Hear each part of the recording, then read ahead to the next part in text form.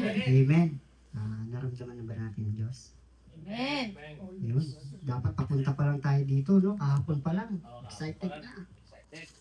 Church kami, bakasyon. Praise God. Praise God, no? Ganun po, no? Dapat ka-excited ng bawat isa. So sabi dito sa pamagat, God first. Yan. Ang Diyos ba lagi ang nasa buhay natin? Siya ang inuuna natin.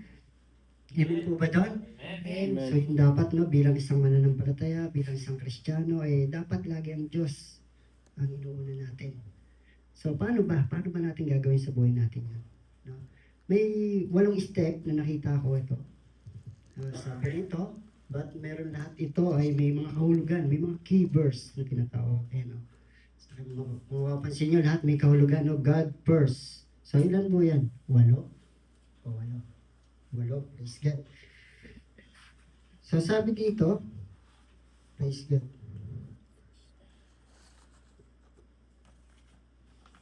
Pamumuhay sa kalooban ng Diyos sa panahon ng biyaya. So ito na po yung panahon ng biyaya sa bawat isa sa atin. Alam na natin, no? Ang grasya ng Panginoon. Amen po ba doon? So para mas malaman po natin yan, pray po muna tayo. Amen. Lord, salamat po Panginoon sa araw na ito na dinako mo kami Panginoon sa lugar na ito. Lord, bigyan mo ako Panginoon ng wisdom na nagmumula sa iyo at hindi ang aking sarili Panginoon, kundi ikaw ang aming maitaas, ang iyong salita Panginoon, na mabuti sa aming buhay ay patuloy na aming maranasan, Panginoon. Lord, bigyan mo ako, Panginoon, ng karunungang, Lord, umaapaw sa kapangyarihan mo, Panginoon.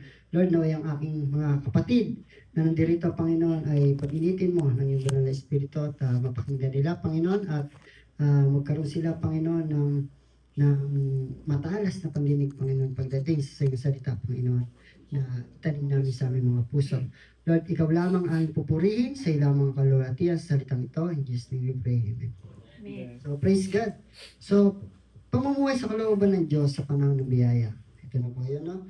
Sabi rito sa Matthew 6 verse 33, ngunit hanapin muna niyo ang kaharian ng Diyos at ang kanyang katuwiran at ang lahat ng mga bagay na ito ay daragdag sa inyo.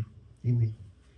So, maraming mga bagay na kailangan natin mapag-aralan. Ano ba yung kaharian ng Diyos? So, hindi ko po yung turo kasi sa to lang, naituro na yun dito. But, kailangan mapagdaanan natin yung mga bagay nito. Mapag-aralan natin, no? Praise God. Sabi rito, ang paglalagay sa Diyos sa unahan ay hindi lamang isang slogan. So, hindi lang ito isang slogan, no? Ito ay isang spiritual na prioridad na magpapahubog sa buhay ng mananampalataya. Sa panahon ng biyaya, inuuna ng mga mananampalataya ang Diyos sa pamamagitan ng pagtitiwala sa Ebanghelyo ng biyaya, tamang pag-aaral ng salita at pamumuhay kay Kristo. Tama po ba? Amen po? Napakinggan natin. Ulitin ko po. Wag na po, no? Kasi mahaba po ito eh. Galatians 2 verse 20.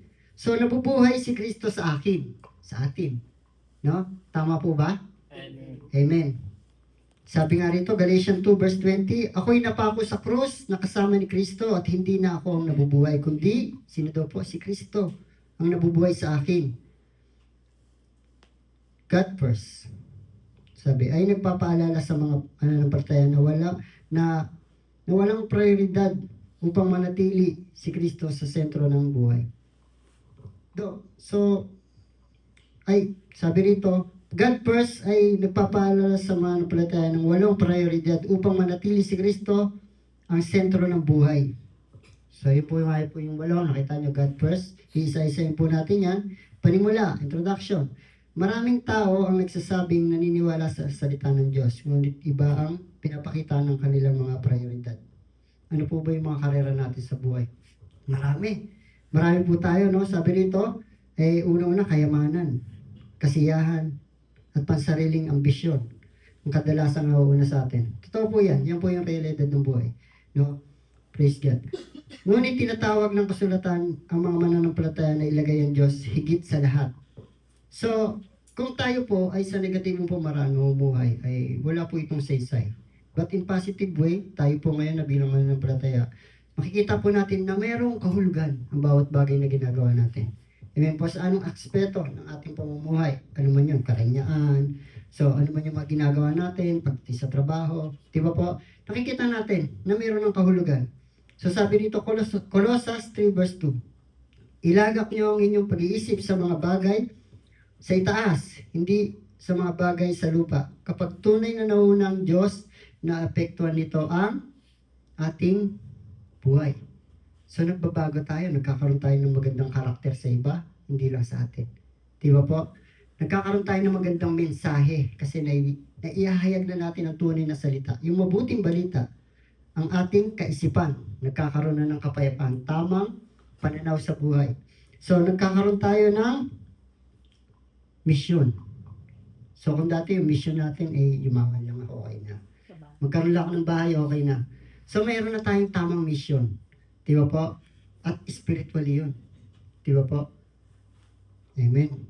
Ating pang-araw-araw na buhay, tingnan natin ang 8 paraan upang tunay na unahin ng Diyos. So ito na po, papasok na po tayo dun sa 8. Unahin po natin, ano sabi dyan? Give the gospel of grace. 1 Corinthians 15, 3 verse 4. Ibigay ang ebanghelyo ng biyaya. So ipapahayag natin. Kailangan po malaman ng bawat isa. Malaman ng mga nasa labas. Ano po? Amen? Sabi rito, ang unang prioridad ng mananampalataya ay ipahayag ang ating ebanghelyo. Amen po? Ano po ba ang gospel? Amen. It's the good words. Ang gospel ay ang mabuting balita. Di ba po? But ito po yung kung paano namatay ang Panginoon at paano niya tayo niligtas. Yan po yung pinaka dapat nakikita natin. Amen po.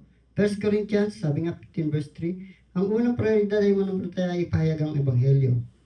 Sabi rito, mensahe nakasentro sa biyaya. Tama po ba? Yung biyaya ng Diyos sa atin na ipinakita. Yung kanyang kaligtasan. Biyaya po yan. Amen po. Kaligtasang pamamagitan ng kamatayan at muling pagkabuhay ng ating Panginoon. Amen po.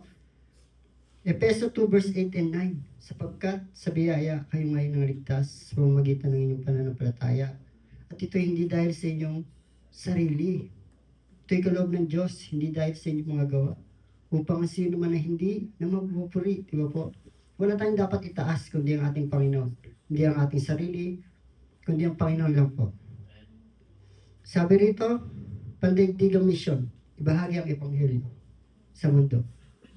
Tama po? So, tinuturo po sa amin yan. Sa Sol, tinuturo po yan. Ibahagi ang salita ng Diyos. So, ganun pa man, hindi pa man po tayo nag-aaral. Kahit kung kaya na natin, bakit hindi? Testimony, yung pamumuhay natin, bago tayo napunta sa Panginoon. Yung malaking bagay na para mapakinggan ng tao yun. Di ba po? 2 Corinthians 5:20, layuning nagbibigay luwalhati sa Diyos. Dali ng mga tao kay Kristo, gaya ng ginagawa natin. Di ba po? Dinadala natin sila sa church. Bakit? Upang maunawaan nila kung ano yung katotohanan ng buhay, kung paano namatay ang Panginoon, at kung sino siya sa kanilang buhay. Sabi rito, Romans 1:16, nangahulog ang unahin ng ebanghelyo. So, hindi ko na po mababasahin yung mga verse, kayo na lang po magbasa. So, doon na po tayo sa O. Sa una po tayo, no? Sabi rito, only the Word of God. Sumunod sa salita ng Diyos, 2 Timothy 3 verse 16. Ang Biblia ang dapat maging otoridad sa buhay ng mananampalataya. Di ba po? Tama po ba? Kaya nga po tayo nagbabasa kasi humingi tayo ng guide para mas malaman natin yung tamang landas na lalakaran natin. Ganun po ba tayo? So ganun po tayo, no? Hindi po tayo nagbabasa ng mga bagay na hindi naman tumutugma sa positibong pananaw ng Diyos. Amen po. Sumunod sa banal na utos. Sundin ang mga utos ng Diyos. So napakaraming utos ng Diyos. Di ba po? Hindi lang 10. No? Kung nasusunod nga natin yung utos ng asawa utos pa kaya ng Diyos? Ano po mas mabisa? Parang may pinaparinggan kaya. Ano po mas mabisa? Parang may pinaparinggan kaya. Praise God, dapat pa ang mas mabisa, syempre, yung utos ng Diyos. Amen. No? Sumunod tayo sa Kanya. Yung mga simpleng bagay lang na gusto ng Diyos sa ating buhay. Ano po ba yun? Sundin mo yung asawa mo. Ano po ba yun? Ha? Manalangin. Pagising pa lang sa umaga. Di ba po? Sundin mo yung Maglagay ka ng verse sa buhay mo. Devotional. No? Yung mga ganung bagay po. Mga gusto ng Diyos yan Ayaw niyo ba yung gusto ng Diyos? Siyempre, gusto niyo yung gusto ng Diyos.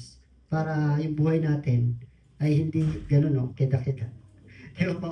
Mayroon pag walang ano eh, yung tamang daan. Amen. Sabi rito, sa D na po tayo, umasa kay Kristo lamang. So, kanino po ba tayo umaasa? Kanino po? Sa kapitbahay. Hindi po dapat gano'n, no? Sa mga kailangan nating utangan. Umaasa ako doon kasi pautangin ako nun. Praise God. Pero ba't kailangan natin, siyempre, ang Diyos? No? Asa tayo sa Panginoon. Yun naman tayo ngayon eh. Bilang mananampalataya, hindi na tayo maasa sa iba. Sabi nga, God is our provider. Di ba po? Lagi natin tatandaan na ang pag-asa ay nasa Diyos. Galatians 2 verse 20, ang buhay Kristiyano ay sinasabuhay sa pamamagitan ng pananampalataya kay Kristo. Amen po? Amen. Sabi, araw-araw, pagtitiwala, umaasa sa kapangyarihan ni Kristo. No? Dapat po ganun, no? Araw-araw, yung pagtitiwala natin, nakikita natin yung Diyos sa buhay natin, no? Kristo. Makapangyarihan yan, dakila yan. Diba? Doon tayo aasa. Amen po? Pilipos 4 verse 13, banal na lakas, kumikilos ang Diyos sa kahinaan. So, nakita niyo po, kung saan tayo mahina, doon tayo pinapalakas ng Diyos. Amen po? Napakaganda, no? Kung saan tayo mahina, doon tayo pinapalakas ng Diyos. So, kailangan niyo po bumumina pa. Di na, no? Magpalakasan na po tayo, kaya nga po tayo nandito para malaman natin kung ano yung dapat magpalakas sa atin. At ang Diyos lang yan. Amen po? 2 Corinthians 12:9, matatag ng pananampalataya, lumakad sa pananampalataya, hindi sa paningin. Tama po? 2 Corinthians 5:7, ang pag-asa kay Kristo ay pumapalit sa pagtitiwala sa sarili. So, hindi na tayo nga nagtitiwala sa sarili natin. Alam na po natin yan. No? Meron na po tayong pinagkakatiwalaan. May direksyon na. So, F na po tayo. Focus. Focus on the heavenly hope. So, ayan, medyo ano po ito, no? Heavenly hope eh. Kasi dapat po talaga, minsan may kinakatakutan talagang tao pagdating sa pag-focus sa heaven. Pag sinabing, oy, langit yan, ibig sabihin mo, mamatay ka na ba? Diba? Hindi po, no? Mabubuhay ka pa lang. Diba po? Kasi yung pa lang talaga ang simula. Kapag nandun na po tayo sa heaven, yung pa lang po ang simula. Kasi wala na pong hanggan yun eh. Wala na kamatayan yun. Praise God. Kung sa heaven ha. Colossians 3 verse 1-2. Dapat unahin ng mga mananampalataya ang mga bagay na walang hanggan. Amen po. Spiritually, gaya ng ginagawa natin. Di ba po? Spiritually, nag-aaral tayo patungkol sa Kanya. Amen po. Kaluwalhati ang darating inaasahan ng pagbabalik ni Kristo. Umaasa po ba tayo doon? Amen. Amen. Darating ang panahon. Babalik ang Diyos, ay yakapin tayo. Gusto niyo ba yon? Amen. Dapat po, ganun ang inaasahan natin sa buhay natin, no? Ayun ang Panginoon. Amen. Open wide, no? Lahat tayo.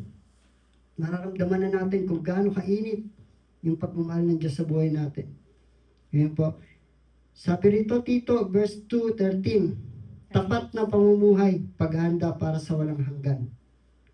Yan. Kagaya po ng ginagawa natin, naghahanda na po tayo.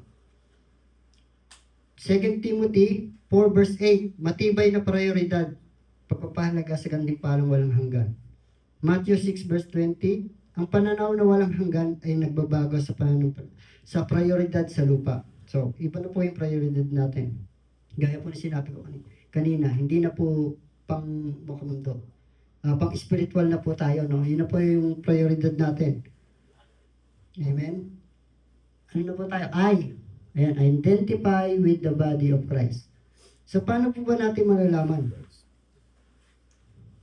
Pakikilala bilang bahagi ng katawan ni Kristo. 1 Corinthians 12:13, ang mga mananampalataya ay iisa sa katawan ni Kristo. So, lahat po rito may verse. Kung mapapansin nyo po, hindi po dapat pananaw natin. May verse na nakalakip.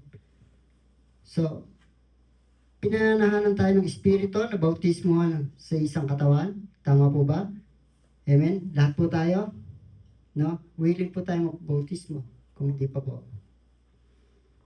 Tapos, Efeso 4 verse 4, nakikibahagi sa samahang pagtutulungan sa isa't isa.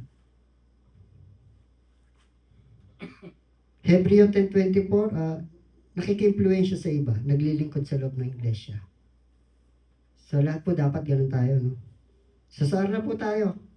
R, Rest in God, assurance. Magpahinga sa katiyakan ng Diyos. Efeso 1 verse 13, maaaring magkaroon ng katiyakan ang mga mananampalataya sa kaligtasan. Amen? Yun po ang sinasabi sa Efeso. Sabi naman po rito, tinubos ni Kristo, pinatawad ang kasalanan sa pamamagitan ng kanyang dugo. Alam na po natin yan, na ang dugo ng ating Panginoon, hindi lang talaga basta dugo. No, ito ay napaka-gym. Talagang para sa atin yon. Amen. Efeso 4 verse 30, nagagalak sa kaligtasang kapayapaan sa Diyos. Amen po. Dapat ganun po tayo. Study Paul's epistle. So, dapat po magbasa rin po tayo ng mga libro ni Paul. No? Hindi lang po basta libro ni Paul. Marami naman po. Pero dito po sinasabi sa salita niya na dapat magbasa rin tayo. Kasi si Apostol Paul, kung makikita niyo po yung buhay niya, dati po siyang manunugis. Pero binago siya ng Diyos. So makikita po natin na sa experience natin ngayon, mas matindi pa. No? Yung dadanasin natin sa dinanas ni Paul. Mas matindi pa yan. Kasi bakit? Kung mapapansin nyo, may gera na nga eh. Pero nakita nyo naman dito, kaya pa rin tayo. Ganun tayo kamahal ng Diyos. No? Sa buhay ni Paul, maraming struggle. Ganun din tayo. Sa buhay natin, marami ring struggle. So, ano man yung ginawa ni Paul sa panahon ni Kristo, talagang nararanasan din natin. Di po ba? Sino na po ba nakulong? Wala pa naman ako. Engineer, nakulong lang. Grabe, di ba? Pag nasa loob ka ng kulungan, kakaiba rin. Pero si Paul po, dahil siya nakulong, alam niyo po yung isang reason ba't nakulong si Paul? Para mabahagi po yung salita ng Diyos. Kasi hindi naman po tayo pwedeng basta-basta papasok sa kulungan. Di ba po? Tapos magbabahagi tayo ng salita ng Diyos. Mga kriminal yung mga nandun eh. Kung matapang ka, gawin mo. Di ba? Pero kung hindi, siyempre may pag-iingat din. Praise God. Saan na po tayo? Sa T? Trust God. Trust God na po tayo. Plan for today. Magtiwala sa plano ng Diyos. Efeso 3 verse 9. Ang Diyos ay kumikilos ngayon sa pamamagitan ng iglesia sa panahon ng biyaya. So ito po yung naguhubog sa atin. Kaya po, sabi ko nga, dapat lagi tayo nasa church para nahuhubog tayo ng salita. Kasi yung mga pastor na nagtuturo dito, hindi lang basta pagtuturo yan, pinag-aaralan nila yan. Kaya kapag wala ka na rito at napupunta ka na sa ibang lugar, mag-isip-isip ka na. Di ba po, hindi na tama yung direksyon na tinatahak mo. Kaya, mahirap talaga kapag yung mga nakakalungkot. But ipag-pray natin sila. May free will na ibinigay sa atin si Lord. So, decision nila na maghanap ng kakaibang strategiya o anumang activity. But, wag po natin silang hayaang maging ganun lang. Lagi po natin silang ipag-pray, kakamustahin, dahil bahagi po sila ng ating iglesia. Amen po. Praise God. So, Romans 16 verse 25. Pagpapataon ng biyaya, pagpapahayag ng kasalukuyang gawain ng Diyos. So, yun nga po yung sinasabi ko sa inyo, paulit-ulit, lagi tayong mag-aaral, no, ng salita ng Diyos. Sa pamumuhay natin, bilang Kristiyano, dapat po talaga, hinuhukay natin yung verse. Amen. Amen po. Hukayin natin yun. Kasi, yung mga meaning ng verse, napaka-mahiwaga yan. Mahiwaga po talaga. Baka malito kayo, kaya hukayin yung maigi, magtanong din kayo sa mga pastor na nag-aaral. Amen po? Conclusion na po.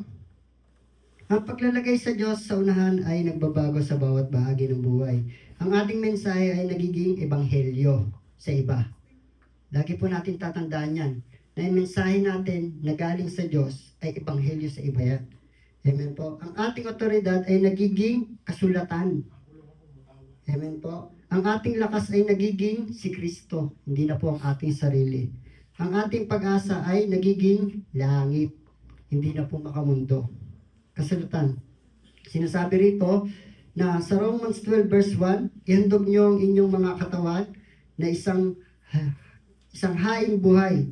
Ang buhay na inuuna ang Diyos ay buhay na nagbibigay luwalhati sa Kanya. Amen po. Praise God. Lord, salamat po, Panginoon, dahil uunahin ka namin, Panginoon. sa bawat araw ng aming buhay. Hindi lang ngayon, Panginoon, marami sa amin ang inuuna ka na, Panginoon. Lord, dahil alam namin na, Panginoon, kung saan na kami pupunta, Panginoon. Lord, natatakot kami, Panginoon, na magkapi ng kaaway, but ikaw ang aming kalakasan, Panginoon.